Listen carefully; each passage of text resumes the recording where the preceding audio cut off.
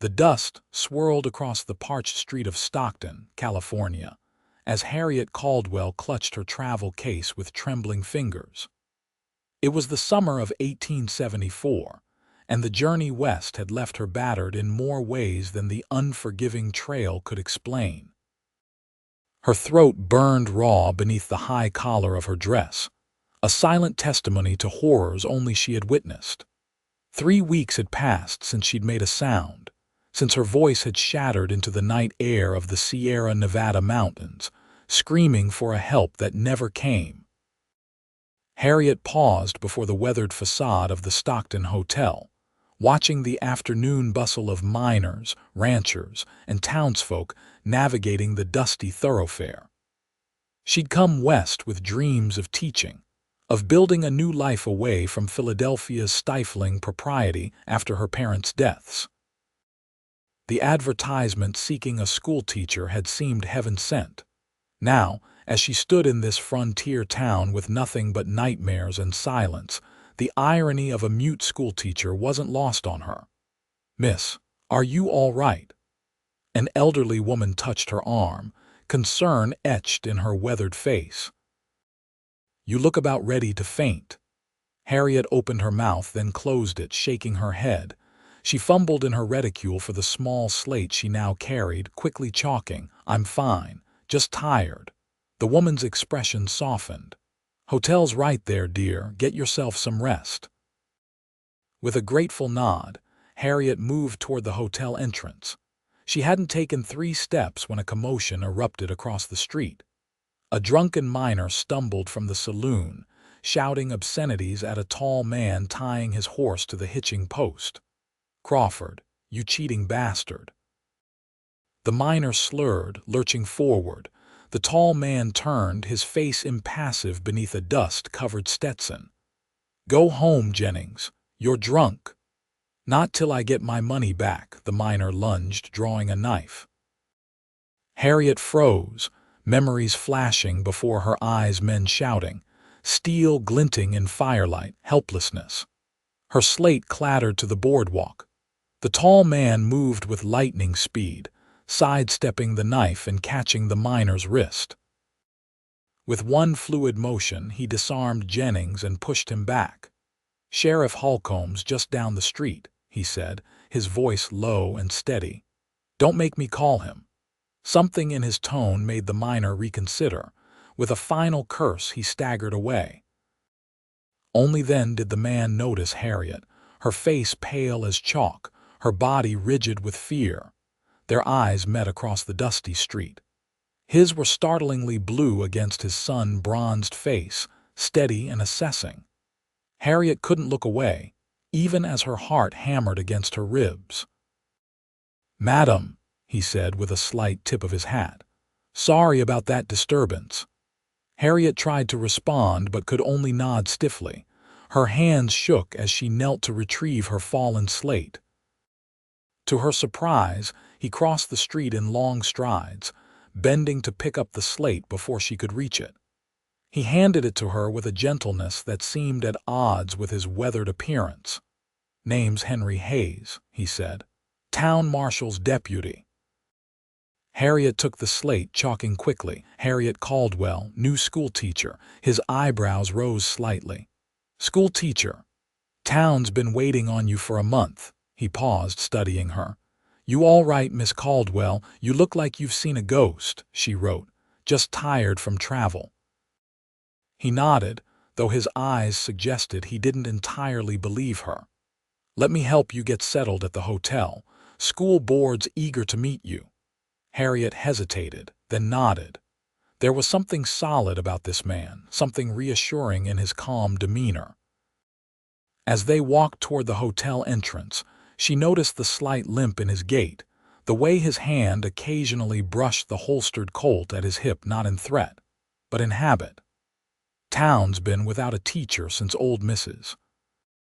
Whitaker moved back east last spring," Henry explained as they entered the hotel lobby. "Children running wild as jackrabbits since then." The hotel proprietor, a portly man with impressive mutton chop whiskers, looked up as they entered. Deputy Hayes, he acknowledged, then his gaze fell on Harriet. And who might this be? This is Miss Caldwell, Henry said. The new school teacher. Well, it's about time, the man beamed, coming around the desk to shake her hand enthusiastically.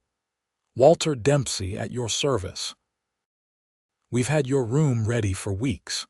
Harriet nodded, attempting a smile that didn't quite reach her eyes. Miss Caldwell's had a long journey, Henry interjected. She'll need to rest before meeting the school board. Dempsey's eyes narrowed slightly as he noted Harriet's failure to speak. Of course. Betty, he called, and a young maid appeared. Show Miss Caldwell to the teacher's room. As Harriet moved to follow the maid, Henry touched her elbow lightly. School board meets tomorrow at 10 at the town hall. I'll come by to escort you if you'd like. Harriet quickly wrote on her slate, Thank you, I would appreciate that. His blue eyes studied her face for a moment longer than necessary.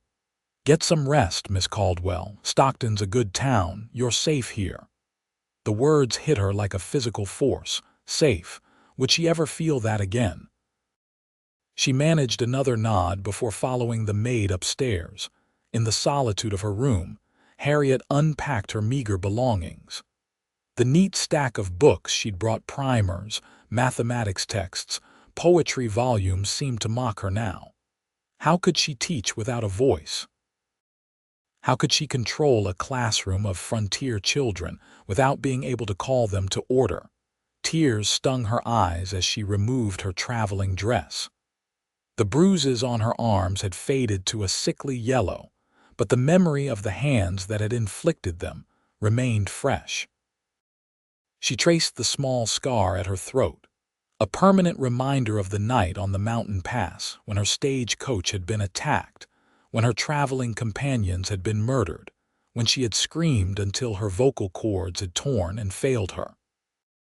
The doctor in the mining camp where she'd been found had told her the damage might not be permanent, that with time and rest, her voice might return. But 3 weeks had passed, and still, only rasping, painful whispers emerged when she tried. Harriet sank onto the edge of the bed, exhaustion washing over her. She had nowhere else to go. Her parents' deaths had left her with just enough money for this journey and little else. She had to make this work, voice or no voice. She had come too far to turn back now. Morning brought sunlight streaming through lace curtains and the sounds of Stockton awakening. Harriet dressed carefully in her best navy blue dress, arranging her chestnut hair in a simple but neat style. Her stomach twisted with anxiety as she contemplated facing the school board, explaining her condition without words. A knock at her door precisely at 9:30 revealed Henry Hayes, looking considerably more presentable than the day before. His black hair was neatly combed, his face freshly shaved, and his clothing, though still that of a working lawman, was clean and pressed. Miss Caldwell, he greeted her with a slight nod. I trust you slept well. Harriet nodded, though in truth she had spent much of the night staring at the ceiling, fighting back memories. If you're ready, we can head to the town hall. It's just a short walk. She picked up her slate and a small valise containing her teaching credentials and followed him downstairs. The morning was pleasantly warm, the dusty street already busy with commerce. Henry walked beside her, matching his stride to hers, occasionally pointing out buildings of interest. That's the mercantile. Widow Jensen runs it, fair prices and good stock. The apothecary next door. Dr. Wilson's office is behind it. He's a good man, trained back east. He glanced at her. If you have any health concerns, he's discreet and knowledgeable. Harriet understood his implication. Quickly, she wrote, My voice was damaged during an incident on my journey. The doctor who treated me initially said it might heal with time. Henry read her words, his expression unchanging, but something in his eyes darkened. I see. I'm sorry that happened to you, Miss Caldwell. He paused before adding, The school board should know, but how much you share is your decision. I won't speak of it if you don't wish me to. Gratitude washed over her. She wrote, "Thank you. I will explain as necessary." The town hall was a modest wooden structure with a small bell tower. Inside, 4 people waited around a scarred oak table, 2 men and 2 women, all dressed in the simple but respectable clothing of frontier professionals. "Miss Caldwell," Henry announced, "may I present the Stockton School Board? Mr. Everett Baker, our banker, Mrs.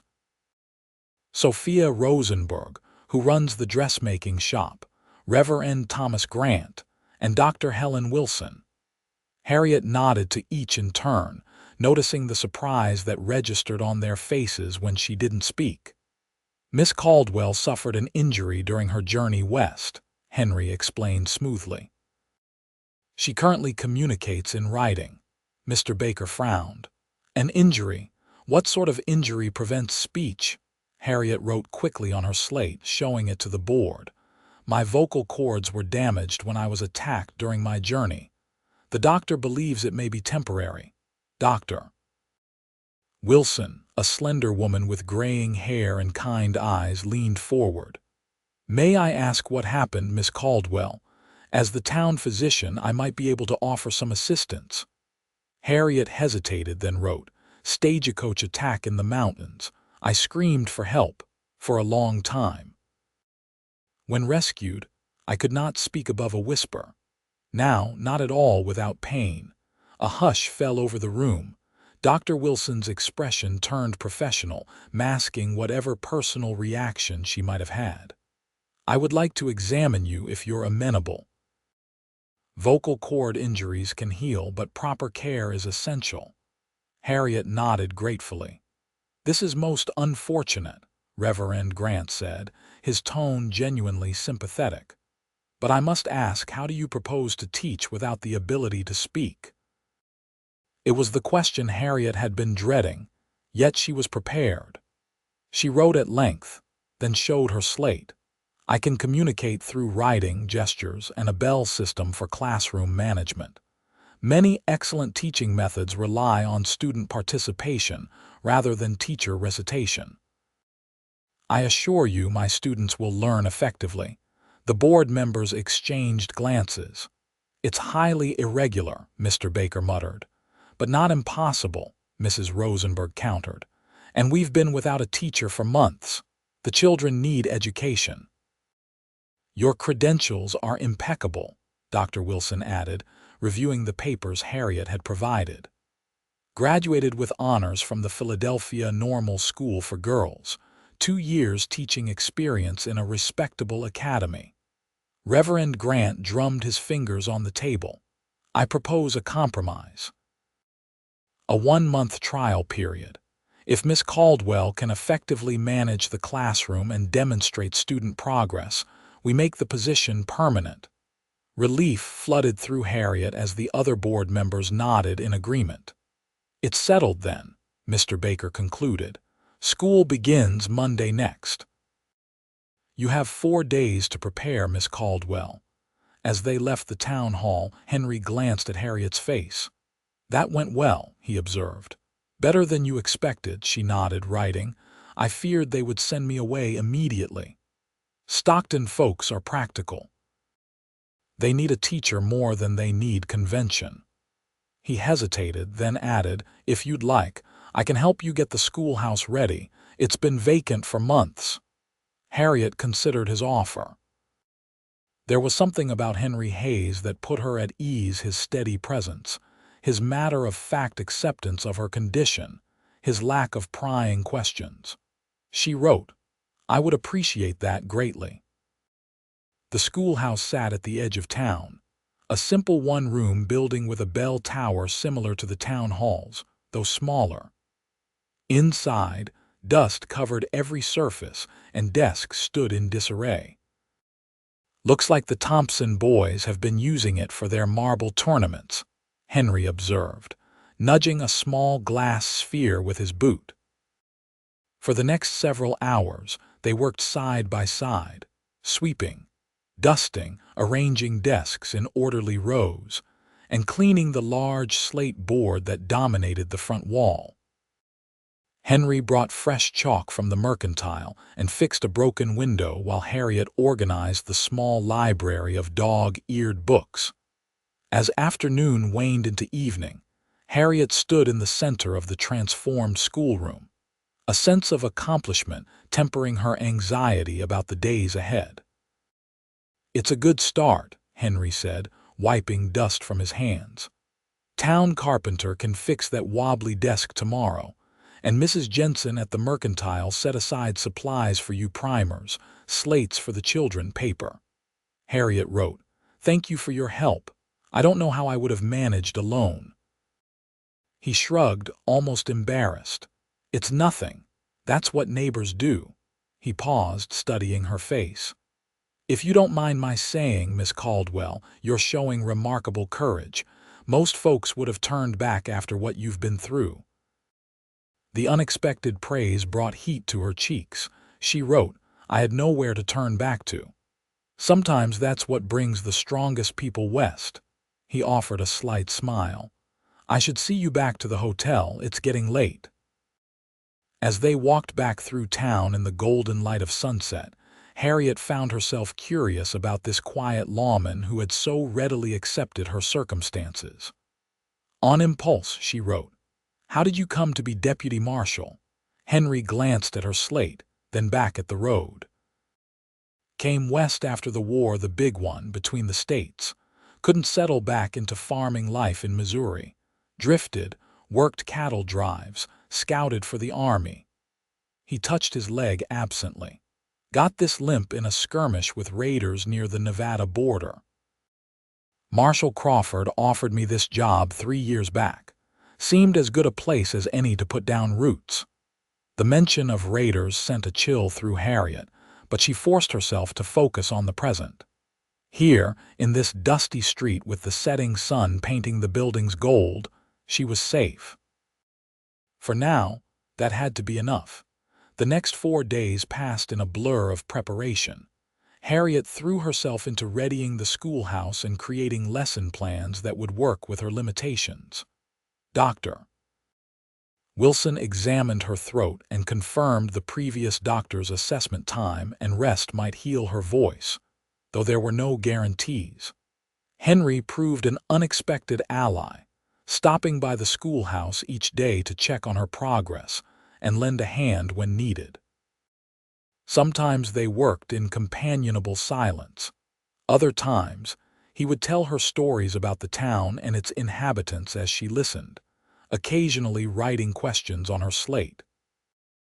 On Sunday evening, the night before school was to begin, Harriet sat alone in her hotel room, anxiety coiling in her stomach.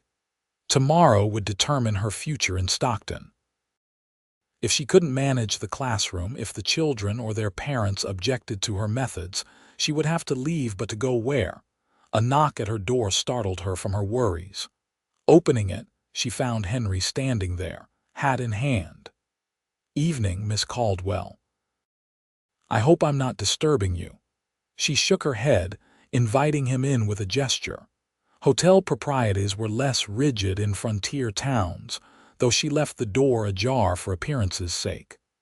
"I brought you something," he said, producing a small wooden box from behind his back. "Thought it might help tomorrow." Curious, Harriet opened the box to find a beautifully crafted brass bell with a wooden handle, small enough to fit comfortably in her palm. "Town's blacksmith made it specially," Henry explained. "Louder than a store-bought bell, but not so heavy it'll tire your hand." Touched by his thoughtfulness, Harriet rang the bell experimentally. Its clear tone was indeed loud enough to carry across a noisy classroom. "It's perfect," she wrote. "Thank you." He shuffled slightly, clearly unused to gratitude. "Just wanted to say I'll be around tomorrow.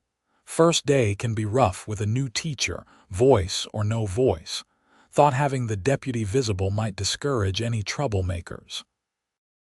The thought of facing 20 unknown children suddenly overwhelmed her. What if they laughed at her silence? What if they ran wild while she struggled to communicate? Henry must have read the panic in her eyes. "You'll do fine," he said quietly.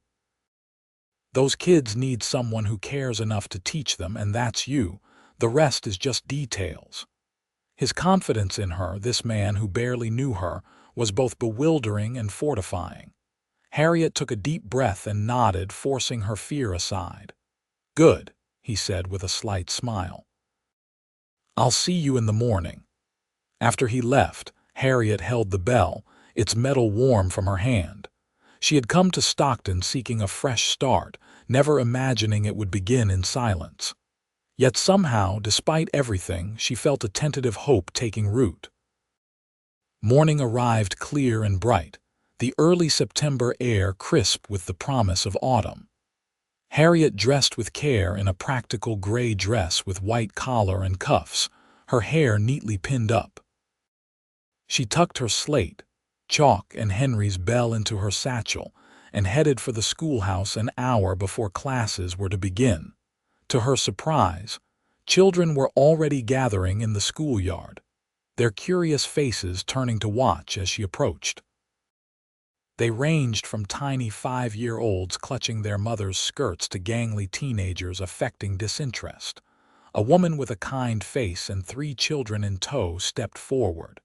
"Miss Caldwell, I'm Martha Williams. These are my 3 Samuel, Elizabeth, and little Joseph." She lowered her voice. "Deputy Hayes mentioned your condition. I just wanted to say we're glad you're here, whatever challenges you face." Harriet nodded gratefully, writing quickly, "Thank you. I will do my best for your children." More parents and children arrived, forming a small crowd. Harriet spotted Henry at the edge of the schoolyard, watching over the proceedings, his presence both reassuring and, she had to admit, slightly distracting. At precisely 8 o'clock, Harriet rang her bell. The clear tone cut through the morning chatter, and to her relief, the children immediately fell silent, looking to her expectantly. She gestured for them to follow her into the schoolhouse, where she had written on the large slate board, "Welcome to Stockton School. I am Miss Caldwell. Please find a seat according to your age, youngest in front, oldest in back." There was a moment of confusion, then a flurry of movement as the children sorted themselves. When all were seated, Harriet wrote on the board, "I cannot speak aloud, so we will communicate through writing, gestures, and this bell." She rang the bell once more, then wrote, "1 ring means listen. 2 rings means talk with your neighbor. 3 rings means come to me."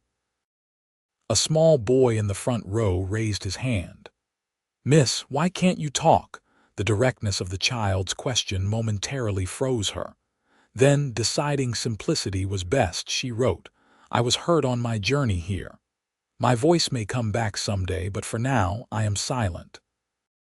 "Like my grandpa after the war," an older girl said. "He didn't talk for a whole year after he came back from fighting." "My ma says it's rude to ask personal questions," another child added importantly. Harriet smiled, writing, "Questions are how we learn. Never be afraid to ask, but always with kindness." With that, she began her first lesson, a simple assessment of reading abilities that required the children to come forward in small groups. To her relief, they adapted quickly to her methods, raising hands instead of calling out, watching her gestures attentively, and helping each other understand her written instructions. By midday, Harriet had established a working system. The older children assisted the younger ones. A student was assigned to read her written instructions aloud for those who couldn't yet read, and the bell proved invaluable for maintaining order. When she dismissed them for the lunch hour, she sank into her chair, exhausted but encouraged. It could work. It would take creativity and patience, but she could teach these children. "Impressive," came Henry's voice from the doorway. He had slipped in without her noticing. "Not a single fist fight or escape attempt. That's a record for this bunch." Harriet smiled, writing, "They're good children, curious and eager to learn." "They're hellions, most of them," he corrected with a grin, "but they respect you already. That's no small feat." She wrote, "Will you join me for lunch? Mrs. Dempsey packed enough for two." His eyebrows rose slightly, but he nodded, pulling up a student's chair to sit across from her desk. They shared the simple meal of bread, cheese, and apples in comfortable silence. "Town's talking about you," Henry said eventually. "Word travels fast. Most folks are impressed you're carrying on despite your circumstances." Harriet tilted her head, questioning. Mrs. Williams told her sister, who told Mrs. Jensen at the Mercantile, who told half the town that you were attacked on your journey west.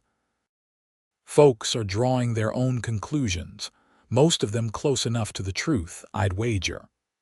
Alarm must have shown on her face, for he quickly added, "It's not idle gossip, Miss Caldwell. People here understand hardship. They respect anyone who survives it." She wrote slowly, "I don't want to be defined by what happened to me." "You won't be," he assured her. "Not for long. Soon enough you'll be defined by what you do here, by the children you teach and the life you build." The simplicity of his certainty was strangely comforting. Harriet found herself studying his face, the lines at the corners of his eyes that spoke of squinting into western sunlight, the small scar along his jaw, the steadiness of his gaze that never wavered from hers.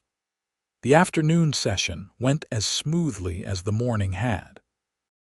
By the end of the school day, Harriet had assessed all her students' abilities and begun to form a teaching plan for each age group.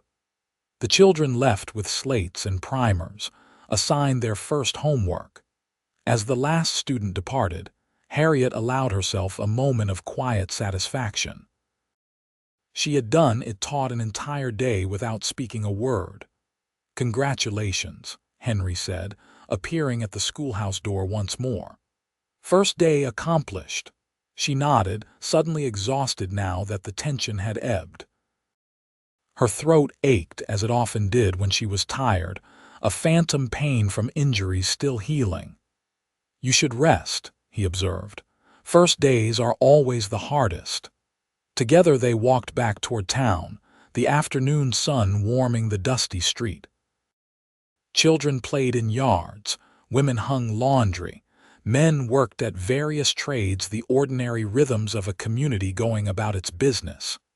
"Miss Caldwell," a small voice called from behind them. Turning, Harriet saw little Joseph Williams running toward them, his sister Elizabeth following more sedately. "You forgot your chalk, miss," Joseph said breathlessly, holding out a small box. "Ma says good chalk is hard to come by and you shouldn't lose it."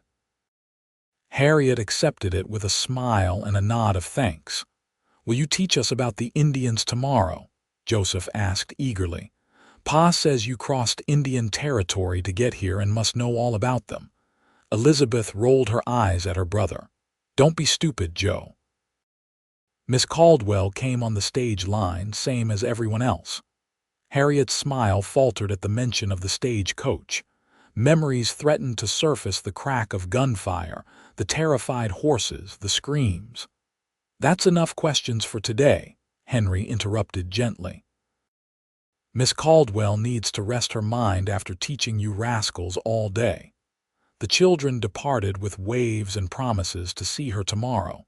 Henry studied Harriet's face, concern evident in his eyes. "The memories don't fade quickly," he said quietly. "Wish I could tell you otherwise." It was the first direct acknowledgement of what had happened to her, and somehow, coming from him, it didn't cause her to recoil. She wrote, "Do you speak from experience?" He nodded slowly. "War, raids, life out here. Yes, I've seen things I wish I hadn't, lost people I cared about." They walked in silence for a few moments before he added, "It gets easier to carry, though. Not lighter exactly, but you get stronger. Learn to balance it against the good things." "What good things?" she wrote, the question escaping before she could reconsider. Henry looked around at the town, then back at her. "Sunsets like the one that's coming. Children learning their letters. A community that takes care of its own. Moments of kindness. He paused. Moments of courage, like watching someone who's lost her voice find a different way to be heard. Heat rose to Harriet's cheeks at the unexpected compliment. For weeks, she had felt nothing but broken, diminished by what had happened. Henry's words offered a different perspective, that there might be strength in how she carried her loss, not just weakness in having lost. Days turned to weeks as September gave way to October. Harriet settled into a routine at the schoolhouse, her silent teaching methods becoming second nature to both her and her students. She developed a system of hand signals to complement her written instructions, and to her delight, the children began teaching them to their parents. The school board, after observing her classes at the 1-month mark, voted unanimously to make her position permanent. Even Mr. Baker, the most skeptical among them, conceded that her methods were effective. "The children are learning well," he admitted, "and they seem to have developed better listening skills than when Mrs. Whittaker was shouting at them all day." Harriet's social circle widened as well. Dr. Wilson became a friend, checking her throat regularly and teaching her exercises that might help heal her damaged vocal cords. Mrs. Rosenberg invited her to weekly sewing circles, where the women of Stockton gathered to work and gossip. Harriet mostly listened, occasionally writing comments on her slate that the others would read aloud, often to general laughter. And then there was Henry. The deputy marshal made a habit of escorting her to and from school each day, explaining that it was his duty to ensure the teacher's safety.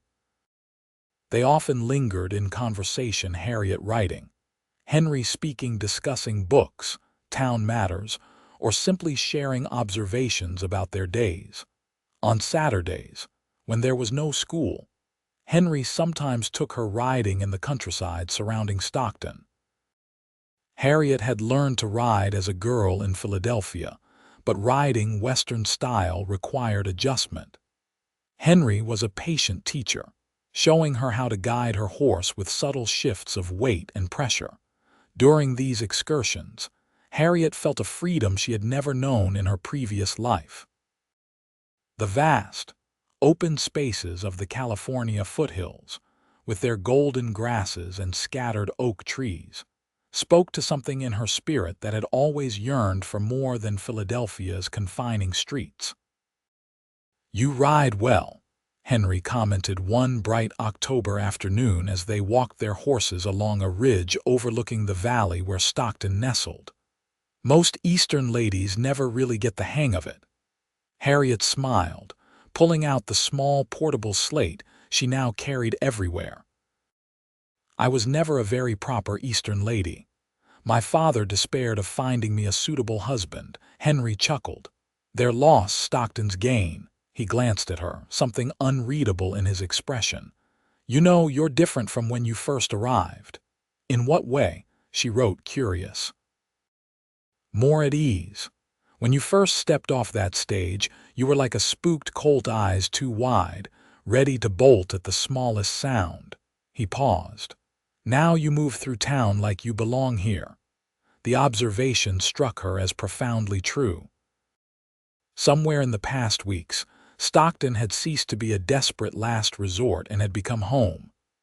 The children, her small apartment above the milliner's shop where she'd moved after leaving the hotel, the rhythm of frontier life, all had become familiar, comforting. And Henry himself had become. What, a friend certainly. Perhaps something more, something she wasn't ready to name. "I do feel I belong," she wrote. "For the first time in my life, perhaps." He nodded, satisfaction evident in his expression. "Good, that's good." They rode in companionable silence for a while longer before turning back toward town. As they crested the final hill before descent, Harriet saw smoke rising from chimneys, heard the distant sounds of the sawmill and blacksmith's hammer. A sense of rightness settled over her, despite all the ways her life had veered from its intended course. That evening, As Harriet prepared for bed in her small but comfortable apartment, a knock at her door startled her. Opening it cautiously, she found Sally Jensen, the 16-year-old daughter of the mercantile owner, her face streaked with tears. "Miss Caldwell," the girl gasped, "please come quick. It's Pa. He's awful sick and Ma sent me to fetch the doctor, but she ain't home and Deputy Hayes is out on patrol and I don't know what to do." Harriet didn't hesitate. She grabbed her shawl and followed Sally into the night, hurrying through the darkened streets to the mercantile. Inside, she found Mrs. Jensen kneeling beside her husband, who lay on the floor behind the counter, his face alarmingly gray. "Oh, Miss Caldwell," Mrs. Jensen sobbed, "I think it's his heart. He just collapsed while we were closing up." Harriet quickly assessed the situation. Mr. Jensen's breathing was labored, his skin clammy. She had seen similar episodes in her father before his death. Acting decisively, she gestured for Sally to help her loosen Mr. Jensen's collar and prop him up against the wall. Taking her slate, she wrote rapidly, "We need to get him to bed. Keep him propped up, not lying flat. Sally, go to the apothecary. Wake Mr. Phillips if necessary. We need digitalis tincture." The girl nodded and ran out. Harriet helped Mrs. Jensen move her husband to their living quarters behind the store, settling him in a chair propped with pillows. His breathing seemed slightly less labored in this position. For the next hour, Harriet directed Mrs. Jensen and Sally in caring for Mr. Jensen. When Sally returned with the medicine, Harriet carefully measured the correct dose, remembering how the doctor had treated her father. Slowly, Mr. Jensen's color improved and his breathing eased. Dr. Wilson arrived shortly before midnight, summoned by Mr. Phillips from the apothecary. "You've done exactly right," she told Harriet after examining the patient. "The digitalis stabilized his heart rhythm. Without it, he might not have survived until I returned." By the time Harriet finally left the Jensen home, it was well past midnight. The town was silent, the streets empty. She walked quickly, her mind still racing from the evening's events. "Miss Caldwell." She spun around, heart pounding, to find Henry approaching on horseback. "What are you doing out at this hour?" he demanded, dismounting quickly.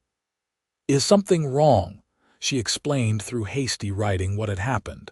Henry's expression shifted from concern to admiration. "You likely saved his life," he said. "Not many would know what to do in such a situation." Harriet shrugged modestly. "My father had a weak heart. I learned from necessity." "Still," Henry insisted, "it was quick thinking and courage." He tied his horse to a nearby post. "Let me walk you home. It's late to be out alone, even in Stockton." They walked in silence, Harriet suddenly aware of how disheveled she must look, her hair falling from its pins, her dress wrinkled from the evening's exertions. At her door, Henry hesitated. "Miss Caldwell Harriet," he said, the use of her given name surprising both of them. "I've been meaning to ask. That is, I've been wondering if you would consider. There's a social at the church this Saturday evening. Would you attend with me?" The invitation caught her off guard. They had spent considerable time together over the past weeks, but always in casual, almost accidental ways. This was different, deliberate, a clear statement of interest. Harriet found herself nodding before she had fully considered the implications. Henry's face brightened. "Good, that's good. I'll call for you at 7 if that suits." She nodded again, a curious lightness filling her chest. "Good night then, Harriet," he said softly, tipping his hat before turning to retrieve his horse. Harriet watched him go, his tall figure silhouetted against the moonlit street. Only when he had disappeared around the corner did she enter her apartment, her mind whirling with thoughts that had nothing to do with Mr. Jensen's heart condition. Saturday arrived with unseasonable warmth, the Indian summer that often blessed California in late October. Harriet spent the afternoon preparing for the social with an attention to detail she hadn't devoted to her appearance in months. She chose her best dress, a dark green wool with subtle trim that brought out the amber flecks in her hazel eyes. Mrs. Rosenberg had helped her alter it to the current fashion, slightly less restrictive than Eastern styles, but still respectable. As she arranged her hair, Harriet studied her reflection in the small mirror above her washstand. The woman who looked back at her was both familiar and strange, the same features she had known all her life, but somehow altered by her experiences. There was a steadiness in her gaze that hadn't been there before, a quiet confidence born of surviving what should have broken her. Her hand went unconsciously to her throat, to the small scar hidden by her lace collar. Dr. Wilson's latest examination had shown improvement in her vocal cords, though the doctor remained cautious about predicting full recovery. "The human body has remarkable healing capacities," she had said. "But patience is essential. Don't force your voice. Let it return in its own time if it's meant to." Harriet had accepted this advice with outward calm, though inwardly she sometimes wondered if she would ever speak again, ever laugh aloud, ever call a child's name or sing a lullaby. The thought brought a familiar ache, but no longer the crushing despair of earlier weeks. A knock at precisely 7 o'clock pulled her from her reflections. Opening the door, she found Henry standing there, more formally dressed than she had ever seen him. He wore a well-cut dark suit, his usual deputy's badge absent, his hair neatly combed.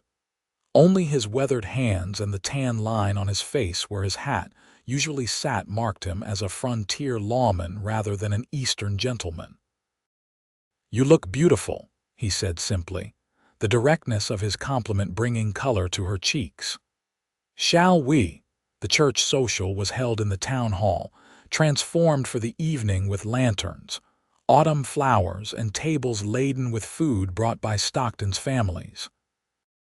A small group of musicians played in one corner while townspeople of all ages mingled, ate, and occasionally danced.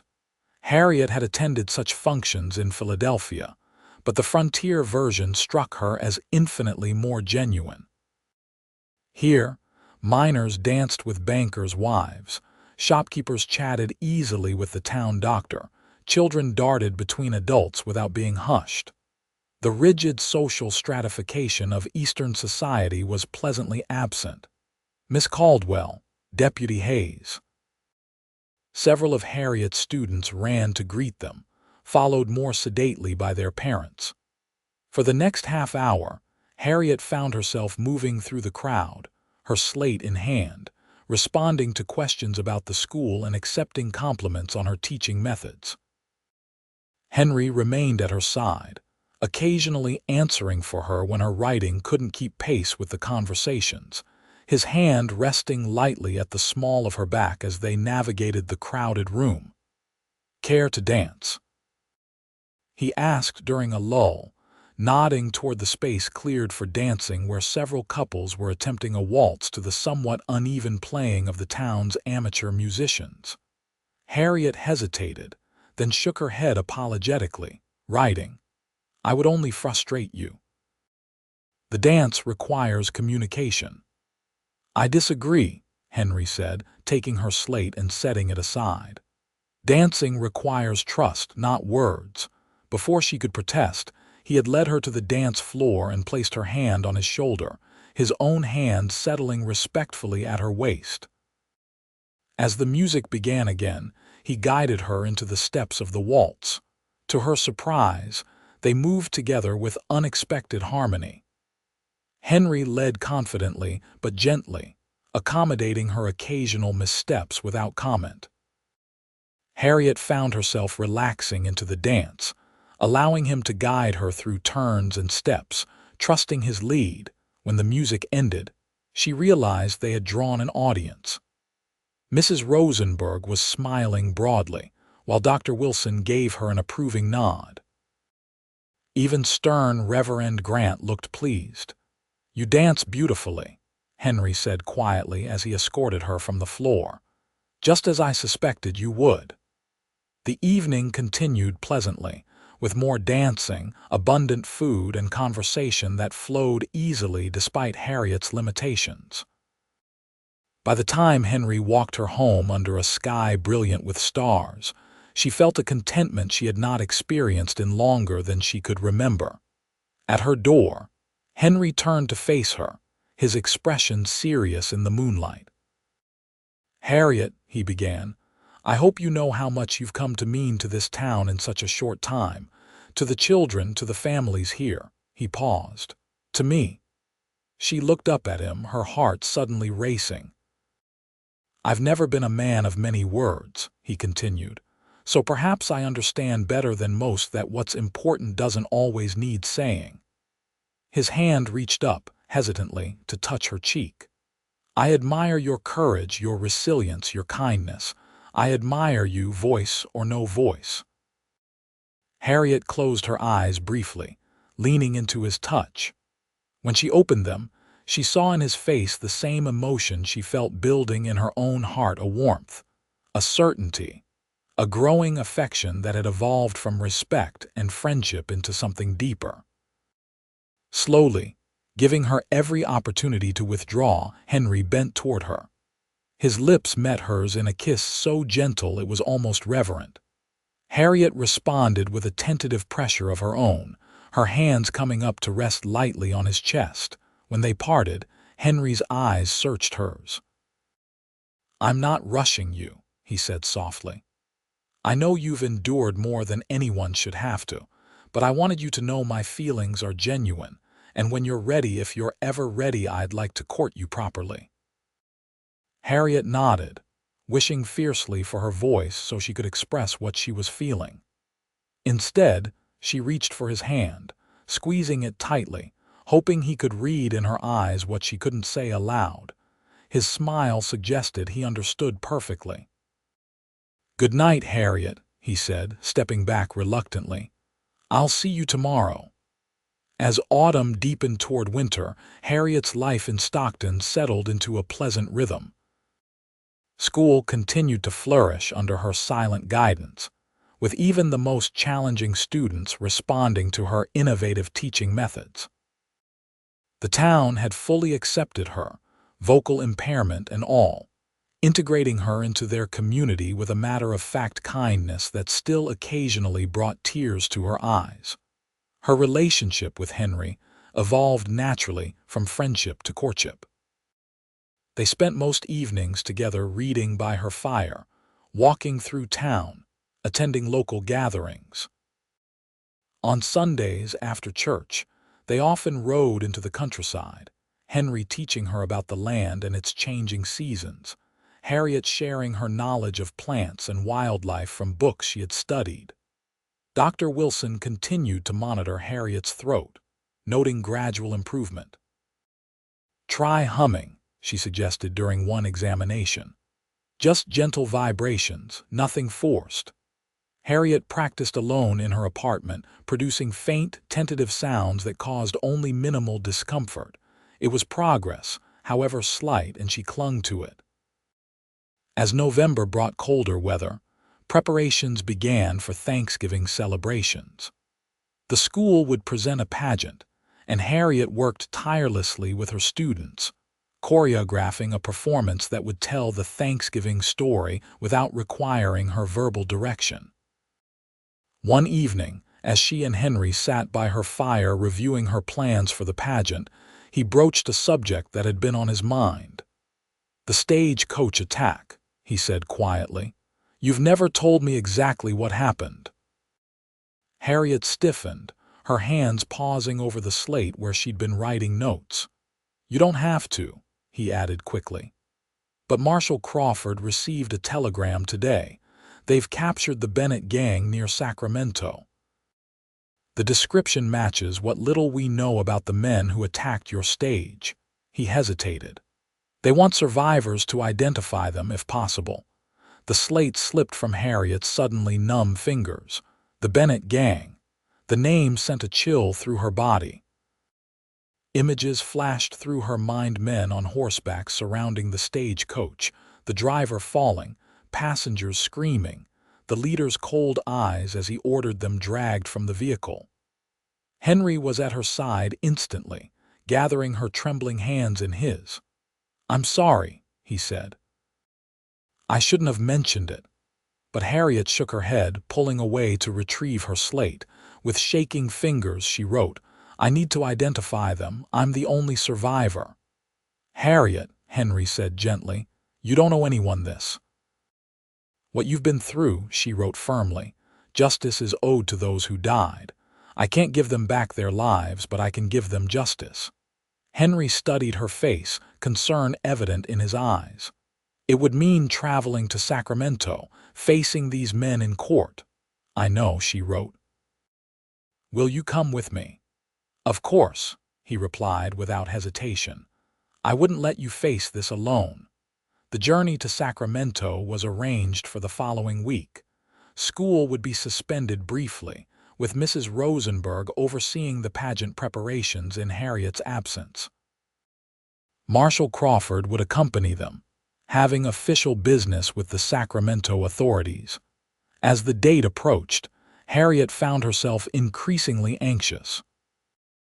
Nightmares she thought banished returned with vicious clarity: the sound of gunfire, the smell of blood, the endless hours hiding in the mountain forest after escaping, screaming until her voice shattered. Henry, sensing her distress, stayed close, offering silent support and practical assistance with preparations for their journey. The night before their departure, Harriet sat alone in her apartment, a single lamp burning as she sorted through the contents of her travel case. At the bottom, wrapped in a handkerchief, lay the one item she had never shown anyone: a small silver locket containing a miniature portrait of her parents, taken from her neck by one of the attackers, then discarded in the mud during the chaos. She had found it while hiding, clutching it through those terrifying hours until rescuers from a nearby mining camp discovered her. A knock at her door roused her from painful memories. Opening it, she found Henry standing there, concern etched on his face. "I thought you might be having second thoughts," he said. "It's not too late to change your mind." Harriet shook her head, gesturing for him to enter. She took up her slate, writing, "I need to do this, not just for the others but for myself, to face what happened and move forward." "I understand," Henry said, sitting across from her at the small table. "But facing trauma isn't simple, Harriet. Seeing those men again could set back your recovery." She wrote slowly, deliberately, "Or it could free me. I've been carrying this fear, this anger. Maybe seeing justice done will help me let it go." Henry nodded, reaching across to take her hand. "Whatever happens, I'll be there. You're not alone in this." The simple promise brought tears to her eyes. For so long she had been alone with her trauma, carrying it silently, letting it shape her days and haunt her nights. Now, looking at Henry's steady gaze, she felt the burden lighten slightly. "Thank you," she wrote, the words inadequate for what she felt. He squeezed her hand, then released it. "We should get some rest. It's an early start tomorrow." As he stood to leave, Harriet impulsively caught his arm. When he turned, questioning, she rose on her toes and pressed a kiss to his cheek, then his lips a wordless expression of her gratitude and growing affection. Henry's arms came around her gently, returning her embrace with careful restraint. When they parted, his eyes were warm with emotion. "Good night, Harriet," he said softly. "Try to rest." The journey to Sacramento took 2 days by stagecoach, an irony not lost on Harriet, as she boarded the vehicle with palpable trepidation. Henry sat beside her, his solid presence a constant reassurance, while Marshall Crawford sat opposite, occasionally making attempts at conversation to distract her from her anxiety. Sacramento was larger and more developed than Stockton, its streets bustling with commerce and government business. They checked into a modest hotel near the courthouse, where Marshal Crawford arranged for Harriet to meet with the prosecutor handling the Bennett gang case. Mr. Daniels, the prosecutor, was a serious man in his 50s with a surprisingly gentle manner. He interviewed Harriet in a private room at the courthouse, Henry present at her insistence. "I understand your situation, Miss Caldwell," Mr. Daniels said after reading her written account of the attack. "Your testimony will be crucial. The Bennett gang has terrorized the mountain routes for over a year. We've confirmed at least 6 stagecoach robberies and 14 deaths, including those from your coach." Harriet nodded grimly, writing, "How many men are in custody?" 5, including James Bennett himself. "We believe that's the entire gang." "When will I need to identify them?" "Tomorrow morning.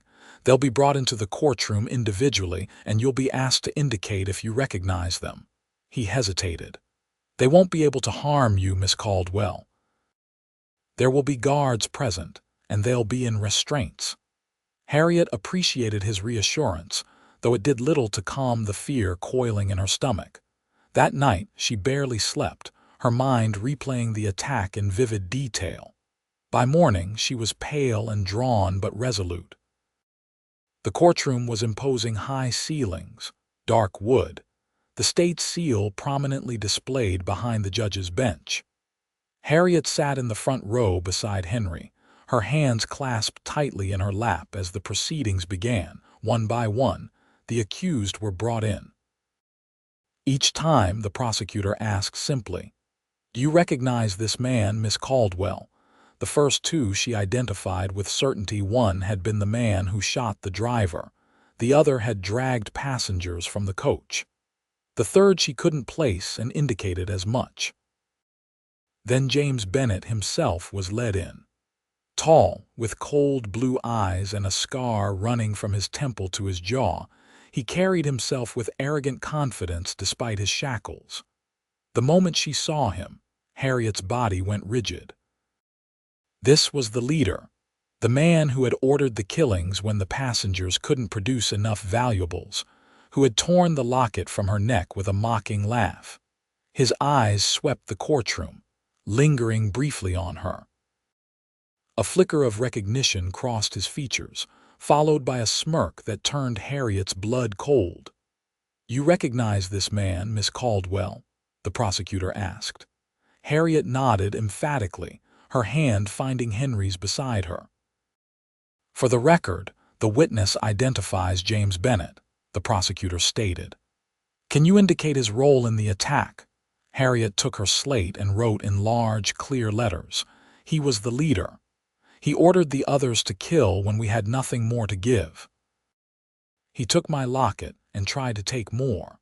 The prosecutor read her words aloud, then addressed the judge.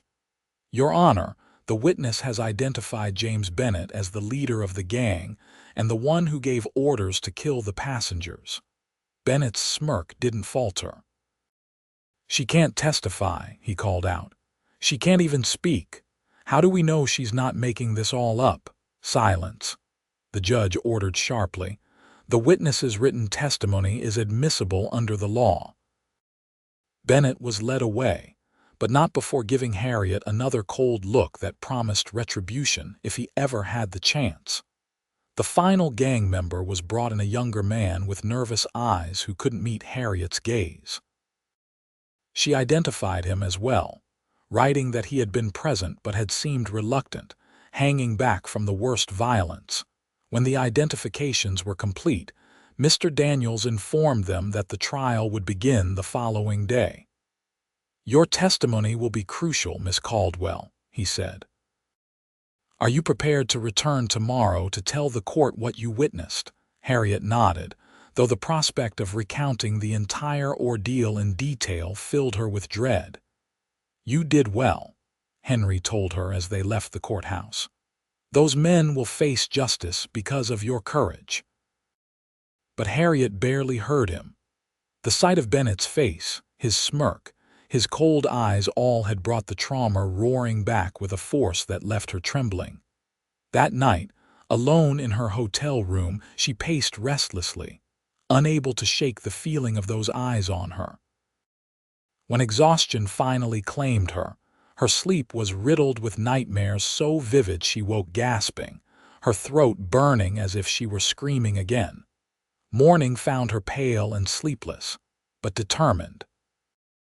She dressed carefully in her most respectable dress, pinned her hair neatly, and met Henry and Marshall Crawford for breakfast in the hotel dining room. "You don't have to do this," Henry said quietly, noting her exhaustion. "The identifications might be enough." Harriet shook her head firmly, writing, "I need to see it through, for those who can't speak for themselves now." The trial began promptly at 9.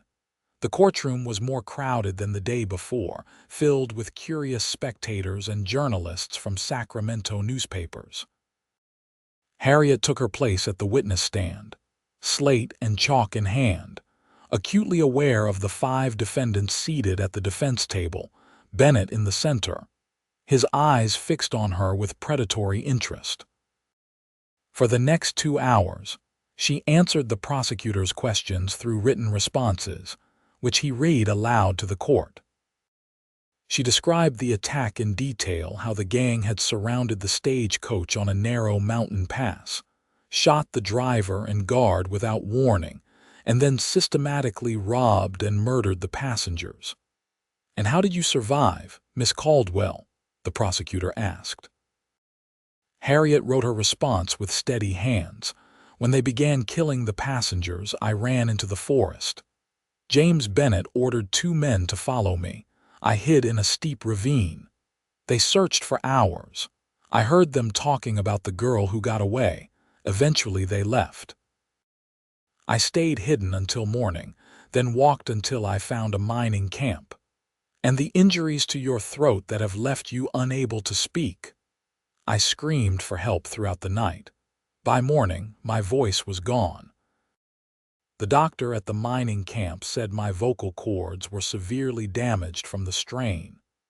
The defense attorney, a sharp-featured man with dubious ethics, attempted to discredit her testimony on cross-examination. "How can we be certain of your identification?" he demanded, "when the attack occurred at dusk in poor visibility?" Harriet wrote firmly, "I saw their faces clearly when they forced us from the coach. The leader, James Bennett, stood so close to me I could smell the whiskey on his breath when he tore my locket from my neck. And this conveniently silent testimony is all the evidence against my clients," the attorney pressed. The prosecutor objected and the judge sustained, admonishing the defense attorney for his tone. When Harriet was finally excused from the stand, her legs nearly buckled beneath her. Henry was immediately at her side, escorting her back to the gallery. The trial continued for 3 more days.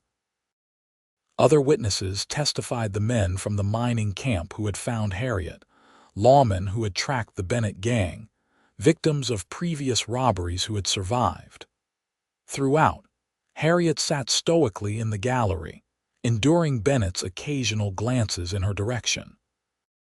On the 4th day, the jury delivered their verdict: guilty on all counts for James Bennett and 3 of his men, a lesser sentence for the youngest member who had shown reluctance during the attacks. As the judge pronounced sentences hanging for Bennett and life imprisonment, for the others, Harriet felt a strange hollowness rather than the relief she had expected. Justice had been served, but it wouldn't bring back the innocent travelers who had died. It wouldn't restore her voice or erase her memories. "It's over," Henry said quietly as they left the courthouse. "They can't hurt anyone else now." Harriet nodded, but she knew it wasn't truly over, not for her, not yet. The ghost still lingered, the nightmares still waited. That evening in her hotel room, Harriet stood by the window watching Sacramento's streets grow quiet as dusk fell. A knock at her door revealed Henry, concern evident in his expression. "May I come in?" "Just for a moment," she nodded, allowing him into the small room. "How are you holding up?" he asked, studying her face. Harriet took up her slate, writing slowly. I thought seeing them punished would bring peace, but I still feel unfinished. Henry nodded thoughtfully. Justice isn't the same as healing. One happens in a courtroom, the other happens here. He touched his chest over his heart. And it takes longer. Will it ever be over? She wrote, the question revealing a vulnerability she rarely showed. Not over, he said carefully, but different, less raw, more like a scar than an open wound. He paused. I still dream about the war sometimes. About men I couldn't save, but those dreams don't control me anymore. Harriet considered his words, finding comfort in his understanding. She wrote, thank you for coming with me, for standing beside me through this. I'd stand beside you through anything, Harriet, he said simply.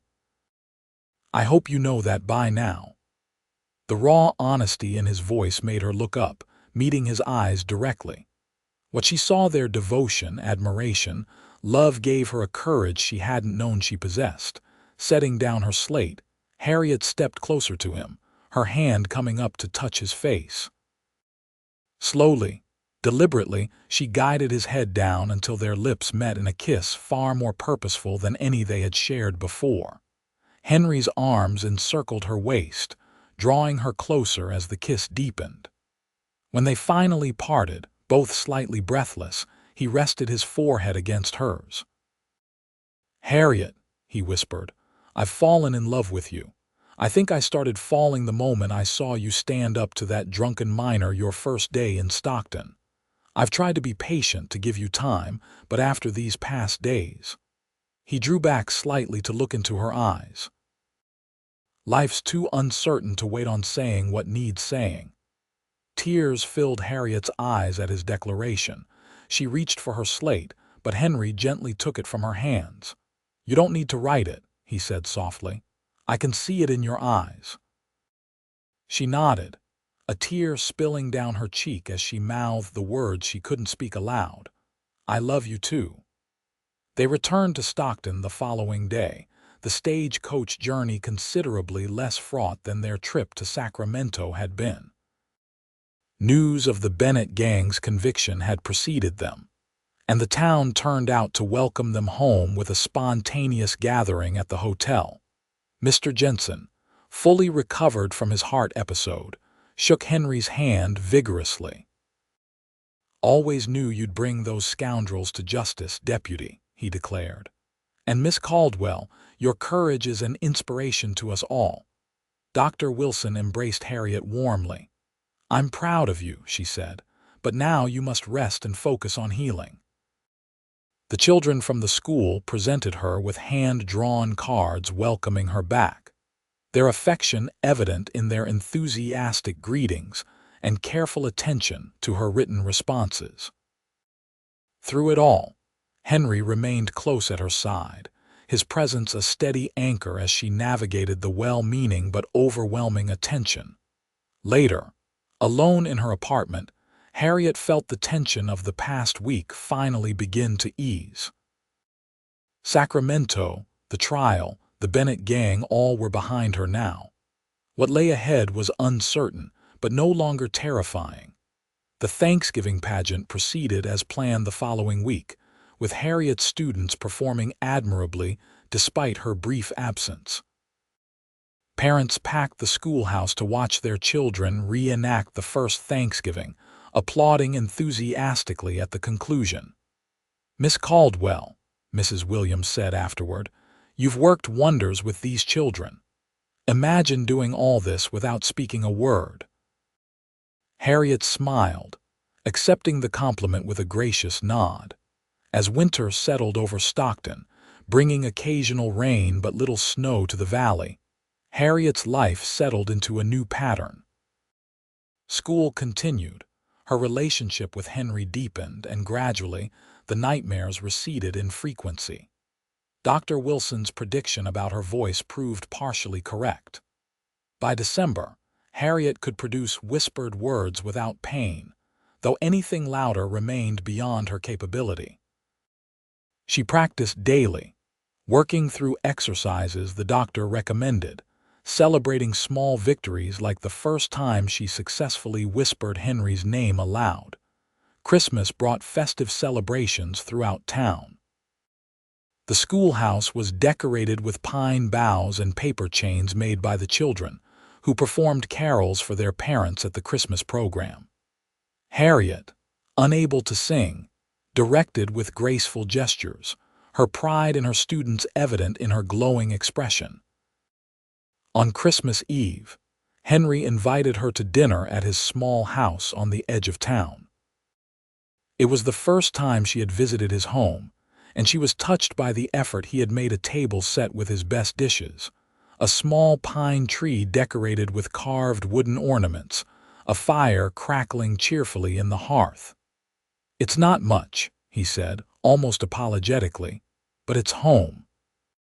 Harriet shook her head, whispering with careful effort, "It's perfect."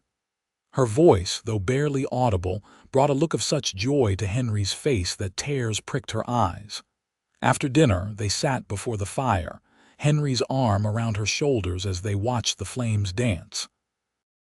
The moment felt suspended in time, perfect in its simplicity. "I have something for you," Henry said eventually, reaching into his pocket. "A Christmas gift." He handed her a small wooden box, beautifully carved with a pattern of wildflowers. Inside, nestled on a bed of velvet, lay a silver ring set with a single pearl. "This was my mother's," he explained, his voice suddenly uncertain. "Harriet, I know it hasn't been that long since we met and you've been through so much, but—" He took a deep breath. "I love you.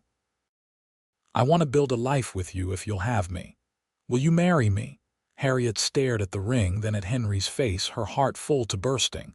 There was no hesitation, no doubt in her mind or heart. "Yes," she whispered, the word clear despite its softness. "Yes, I will." Henry's face transformed with joy. He slipped the ring onto her finger, then gathered her into his arms, his kiss conveying all the emotion words could not. News of their engagement spread quickly through Stockton. The townspeople, who had watched their relationship develop with approving interest, offered congratulations and well wishes. The school board, after initial concern about losing their teacher, agreed that Harriet could continue teaching after marriage if she wished. Winter gave way to spring, bringing wildflowers to the hills around Stockton and new life to the valley. Harriet's voice strengthened gradually, though she would likely never regain its full power or clarity. By March, she could speak in a soft but audible voice, enough to conduct brief lessons, though she continued to use writing and gestures for longer communications. Their wedding was set for early April, when the weather would be mild and the wildflowers at their peak. The ceremony would be held in the town church, with a celebration afterward in the town square, weather permitting. As the date approached, Harriet found herself reflecting on the extraordinary journey that had brought her to this point. Less than a year ago, she had arrived in Stockton broken and voiceless, carrying trauma few could imagine. Now she stood on the threshold of a new life, surrounded by community, purpose, and love. The wedding day dawned clear and warm, perfect spring weather blessing the occasion. Harriet dressed in her room above the milliner's shop, assisted by Dr. Wilson and Mrs. Rosenberg, who had become dear friends. Her dress, made by Mrs. Rosenberg, was simple but elegant ivory silk with lace at the collar and cuffs, fitted to her slender figure without the excessive ornamentation fashionable in Eastern cities. "You look beautiful," Dr. Wilson said, adjusting Harriet's veil. "Henry won't know what hit him." Harriet smiled, touching the pearl ring on her finger. "Thank you," she said softly, her voice holding steady on the simple phrase, "for everything." The church was filled to capacity when Harriet arrived. Mr. Jensen, who had insisted on giving her away in the absence of her father, escorted her down the aisle with paternal pride. At the altar stood Henry, looking both nervous and elated in a new suit, his deputy's badge polished to a shine on his chest. As she reached him, taking his outstretched hands, Harriet felt a profound sense of rightness. This was where she belonged, with this man in this community that had embraced her in her brokenness and helped her heal. The ceremony was brief but meaningful.